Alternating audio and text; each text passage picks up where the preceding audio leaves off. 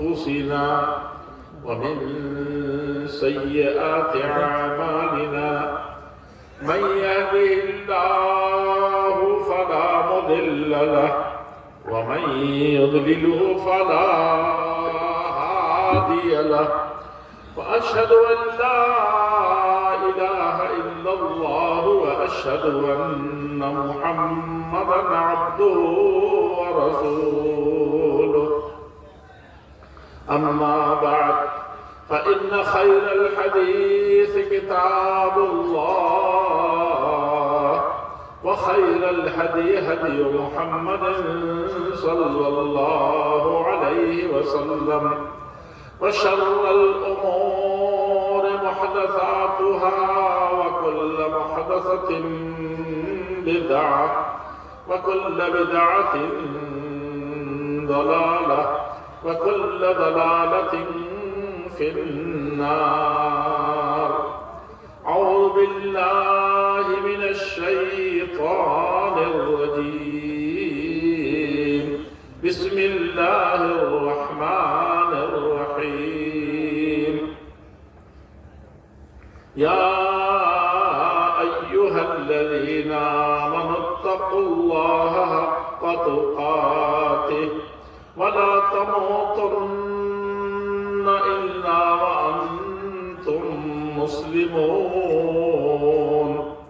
يا أيها الناس اتقوا ربكم الذي خلقكم من نفس واحدة وخلق منها زوجها وبث منهما رجالا كثيرا ونساء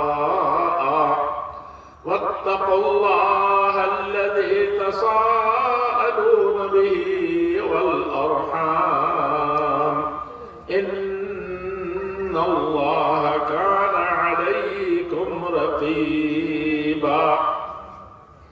يا أيها الذين آمنوا اتقوا الله وقولوا قولا سديدا يصلح لكم أعمالكم ويغفر لكم ذنوبكم ومن يطع الله ورسوله فقد فاز ومن يطع الله ورسوله فقد فاز فوزا عظيما. ہماری صوبائی جمعیت اہل حدیث آسام کے امیر محترم جناب مولانا مقصود الرحمان صاحب مدنی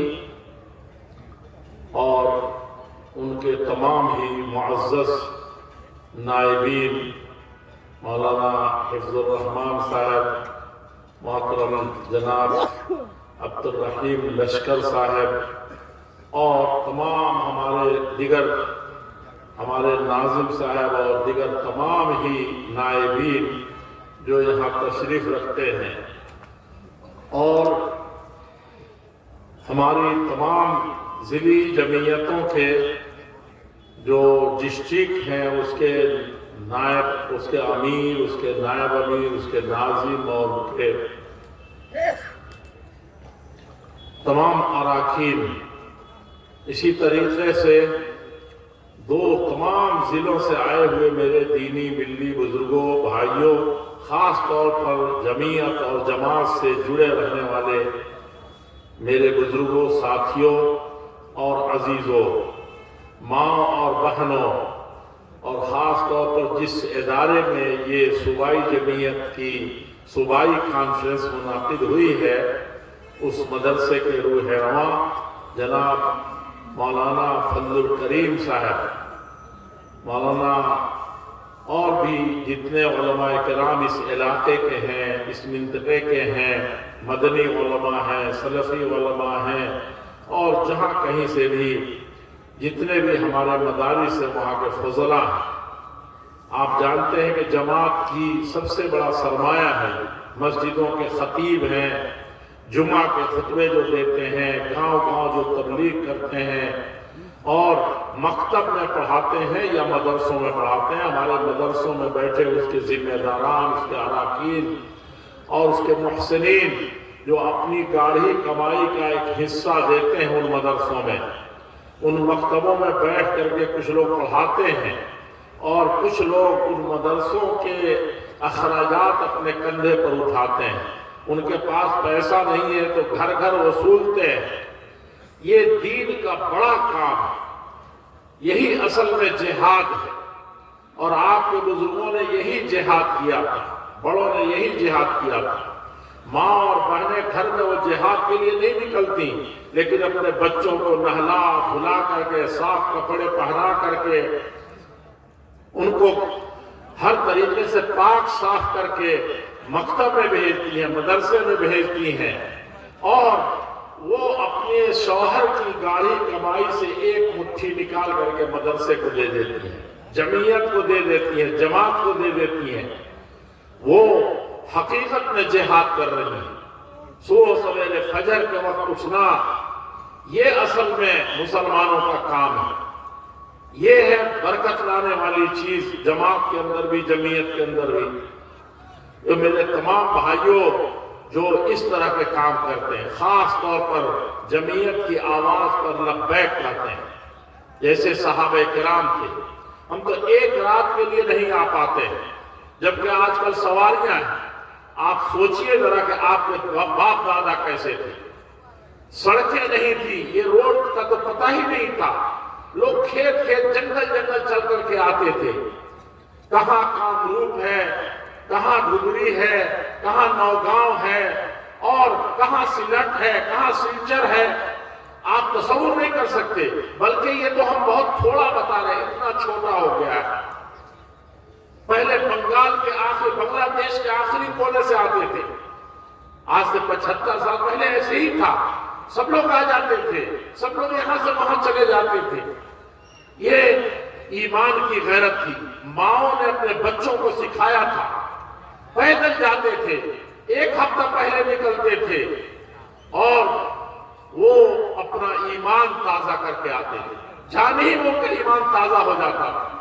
ڈھونڈتے تھے کہ کہاں ہمارا کوئی عقیدے والا بھائی ہے، قرآن و حدیث ماننے والا، ملتا نہیں تھا کوئی۔ سب بدعت میں، کفر میں، شرک میں ایسے لوگ ملتے تھے، کوئی راستے میں پوچھنے والا نہیں تھا۔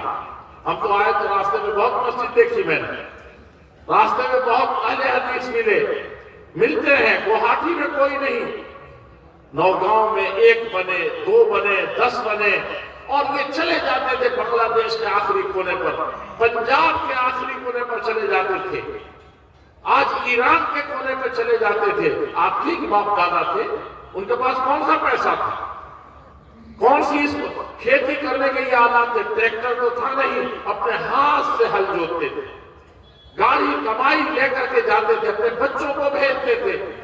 میں ایسے لوگوں میں آج بیٹھا ہوں، کہاں کہاں سے کیسے کیسے آئے وہ، اور آباد کیا اس کو، ایمان سے آباد کیا۔ سب سے پہلی چیز ایمان سے آباد کیا، اور اصل آبادی ایمان کی ہے۔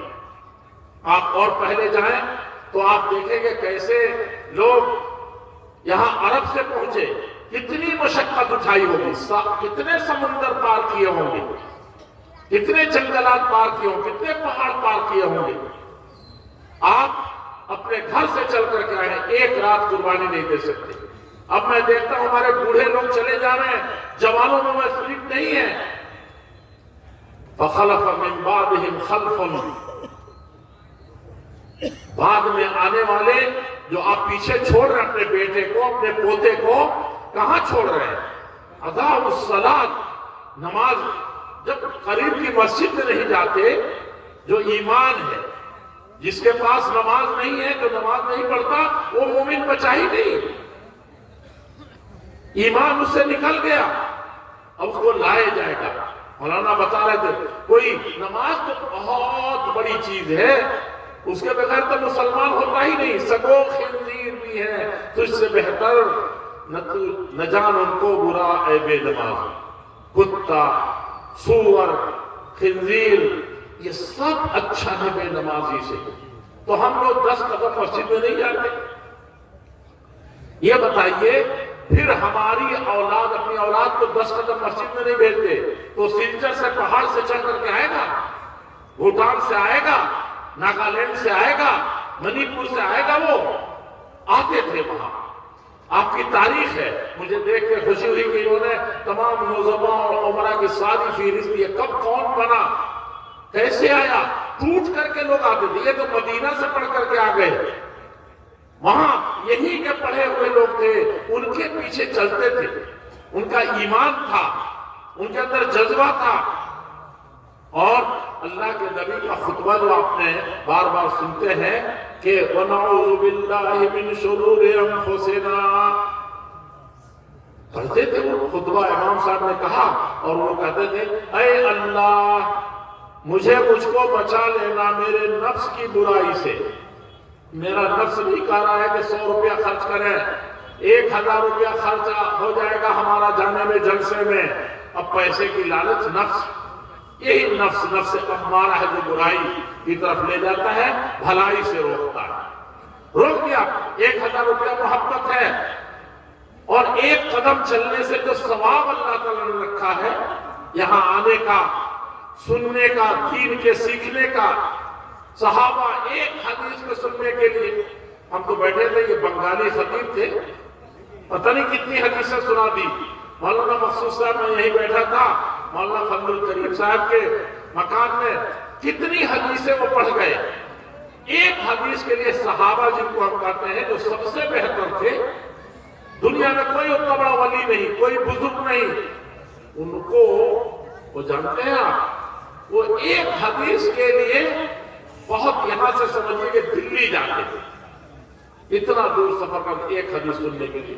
ہم کو یہاں سینکڑوں حدیث سنتی ہے، اپنے گھر سے پیسہ. نفس کی برائی، نفس نے ہم کو روک لیا. اب مولانا جھگڑے فساد آپس میں کیا چیز ہے؟ نفس میرا نفس نہیں مانتا. اپنے سگے بھائی سے لڑ لیتے ہیں، 3 دن نہیں بولتے. کہتے 3 دن تو لکھا ہے کہ 3 دن سے زیادہ جو بولنا چھوڑ دے گا، کیا ہوا وہ تو برباد ہو گیا. 3 دن سے زیادہ تو آپ 3 دن نہیں بولتے ہیں.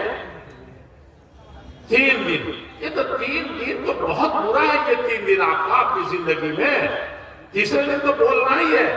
ہم دیکھتے ہیں کہ سگے بھائی سے، اہل حدیث بھائی سے، کسی مسلمان کلمہ گو سے 3 دن، یہ نہیں کہ اچھا ہے 3 دن نہیں بولے. غصہ ہے تو لڑ لیا ہے تو جھگڑ لیا ہے تو شیطان تو سب سے زیادہ چیز لڑنے سے خوش ہوتا ہے. تفریق ہو گئی. اور صحابہ سے بھی کوئی زیادہ افضل ہے، ان سے بھی کوئی بہتر ہے. اللہ کے نبی صلی اللہ علیہ وسلم نے سکھایا تھا کہ آپس میں یہ نفس امارہ جو ہے اس کے نفس امارۃ بالسوء، یہ نفس جو برائی کا حکم دیتا ہے. تو آپ کے آباء و اجداد کیسے تھے، کیسے یہاں پر مسلمان بنے، کیسے اہل حدیث بنے، اس کو آپ کو جاننا چاہیے، اس کو پڑھنا چاہیے، اس کو یاد رکھنا چاہیے.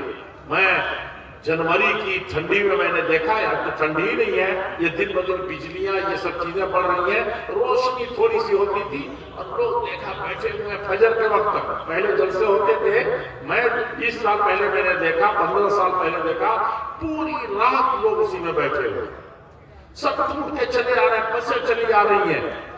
اب لوگ اس 2 گنا بڑھ رہے ہیں. اب ہم دیکھ رہے ہیں کہ کوئی گھٹ رہے ہیں. کیوں ایسا ہو رہا ہے؟ ماشاءاللہ آج میں نے دیکھ کر کے طبیعت خوش ہوئی کہ بہت سے لوگ ہیں، لیکن کیسے لوگ تھے وہ، کس طریقے سے تھے. 2 بوڑھے میں نے دیکھا، عبداللطیف صاحب کو، بزرگ مولانا عبداللطیف، بوڑھے آدمی. لوگ کہتے تھے اس وقت بھی کچھ شیطان لوگوں کو کچھ دلوں میں گھستا تھا، کہتے بوڑھے ہو گئے کو کیوں نہیں ہٹایا. ہم سے خود عبداللطیف صاحب نے کہا کہ مقصود صاحب مدینہ سے پڑھ کے آ گیا ہے، ہمارے یہاں پہلا مدنی ہے، اس کو بنا دو، اس کو بنائیے مولانا صاحب، وہ کہیے کام کرے ہمارا، صرف مدرسہ نہ دیکھے.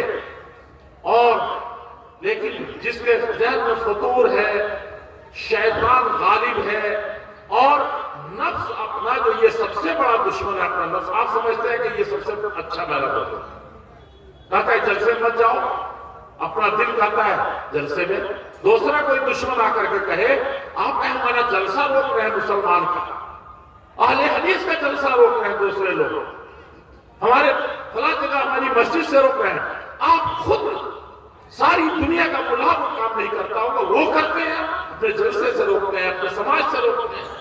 یہ بتائیے ایسا کوئی مسلمان دیکھا آپ نے؟ کہاں ہیں ہم لوگ؟